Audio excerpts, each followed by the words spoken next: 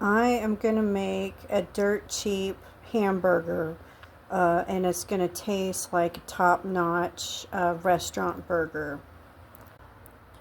The beef, I got it at American Discount Foods for $5. This is 4 patties, so that's a little bit more than $1 per patty. The bread, I made this out of a bread recipe. I can share that in another video. And I made some buns. And then I've got these mushrooms. I'm going to chop them up and make mushrooms and onions together, and we'll have a mushroom onion burger. I'm just heating up my pan from yesterday with that bacon grease and butter from, what did I make yesterday? Taters, from the taters I made.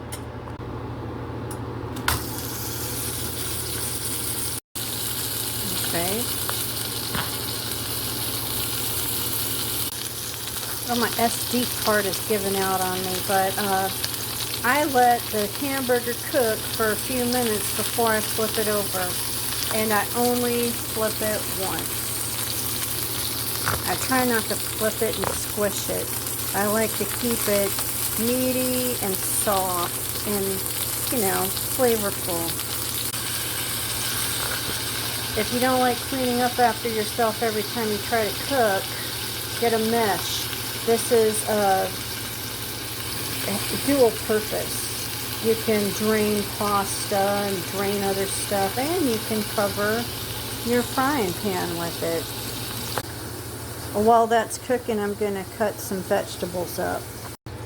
Alright, when that burger is done cooking, I'm going to swap this out and trade this for the hamburger. I'll put the onion in, let it soften, and this was 3 of the bigger mushrooms like this one.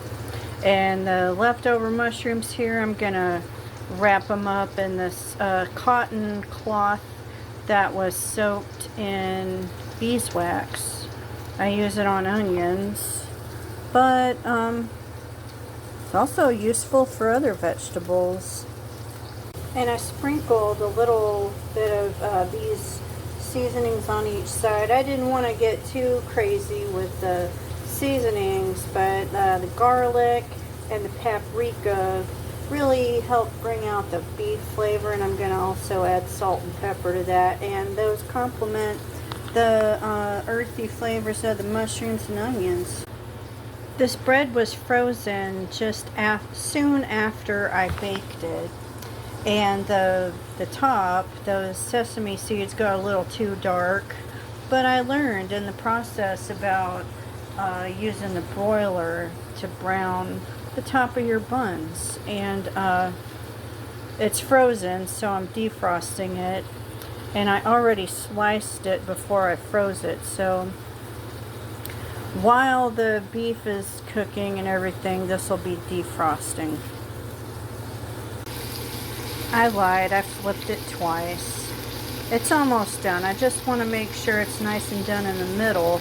Not because I like my hamburgers well done, but because this is from the American Discount Food Store, and the risk of foodborne illness might be a little bit higher in foods that are close to the expiration date. And I pulled this out of the freezer, so I wouldn't recommend eating it raw. And like I said, put the onion in there first, let it soften up.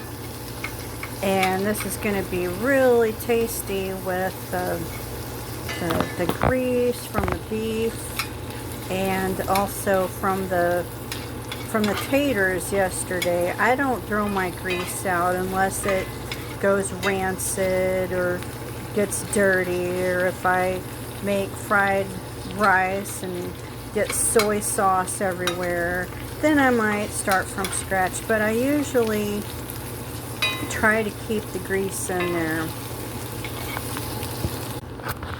Okay, now it's been a little while longer. I didn't keep track of the time, but maybe 5 minutes or so. I'm going to add in the mushrooms that I've sliced up. And that'll probably cook for 3 to 5 minutes. Mushrooms cook faster, it seems like, but they make such a good meaty texture, and they're pretty cheap. You can get a lot for a little. I think I got a box from Walmart. I don't remember the size. It was the smaller size. It was probably $1.50 or $2. You can make all kinds of stuff with those mushrooms. I wanted to show you these top-notch toppings for your buns. This was $1 at Walmart, and this was a little more than $1 at Walmart. But those are total upgrades, and your homemade goods will taste as good as restaurant quality. Alright, this mushroom and onion has absorbed all the oils. And I don't know if I want to add salt and pepper or not yet, because remember the butter and the bacon grease, that has salt in it, so I'm going to taste test it first. And I took one of those mushrooms and did a taste test. If you like salty food, I'd salt it, but I'm probably going to salt it on the burger. Just a little salt for flavor, that's all it needs really. And here I have an assembly station set up. I defrosted my bun in the microwave a little bit. It needed a little bit more help, so I popped it in the microwave for about 45 seconds. I'm going to put some mayo on here, and then the mushrooms and onions, and then the hamburger bun. I am going to switch to homemade mayonnaise just as soon as I finish this hamburger, because soybean oil should not be consumed by humans. Everything else on here checks out. Now I've got the bun all slathered up. Put a little bit more on top than on the bottom, because it's a thicker bun up there, so why not? And I'm going to have leftovers too. Now let's put the burger on there.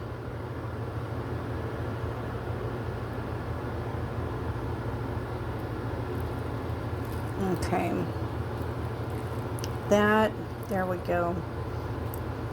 Here goes. Alright, I'm squishing it down. I'm going to give it a minute to settle, and then I'm probably going to cut it into parts. I'm going to eat that.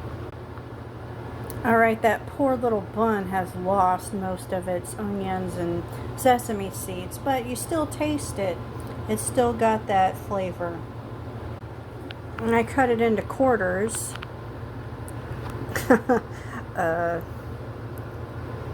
Because it's a big burger, and I have a little mouth. So I'm going to give this a taste test.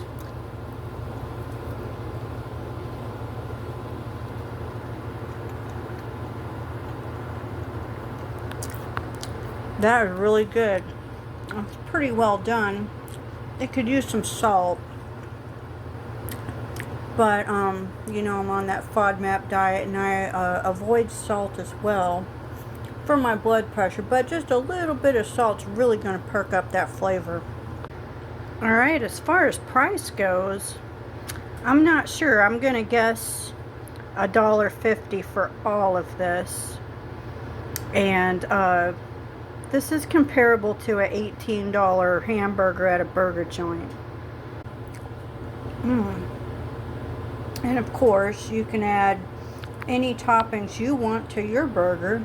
I chose mushrooms and onions because that's what I have on hand. If you want to do your classic lettuce, tomato, pickles, well, those condiments add up. So it's dirt cheap cooking, and I try to just cook what I have on hand. I don't keep lettuce on hand because it'll just go bad. Unless I'm having a special hamburger night, then I might get some lettuce, but Yeah, I try to stick to things that that keep in my refrigerator. So I hope you've enjoyed this video. If you like any of the stuff I'm making, please like and subscribe and tell your friends. Have a good one.